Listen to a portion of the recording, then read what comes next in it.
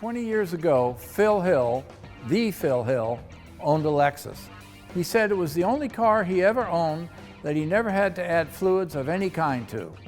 He also said it was the only car he ever owned that had absolutely no personality. Well, now it's 20 years later and Lexus is injecting personality into their cars through engineering and build quality, but it's in places where you're never ever gonna see.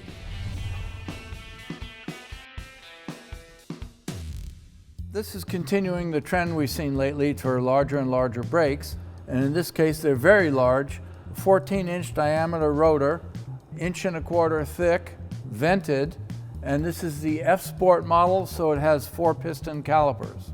The front suspension is interesting for a couple of reasons. One, its lack of complexity. It's just an upper and a lower control arm and a steering knuckle.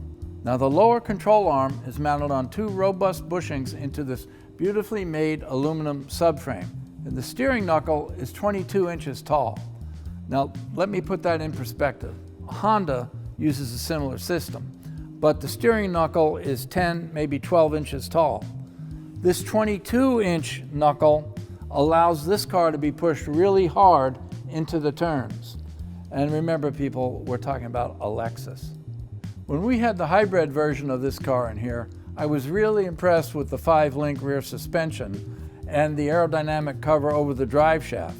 But what sets this car apart is the 4-wheel active steering system. And here's how it works. At low speeds, the rear wheels turn in the opposite direction of the front wheels. And that's for tight maneuvering, parallel parking, and other situations. At higher speeds, the rear wheels turn in the same direction as the fronts. And that allows for quick lane changes and other high-speed maneuvers.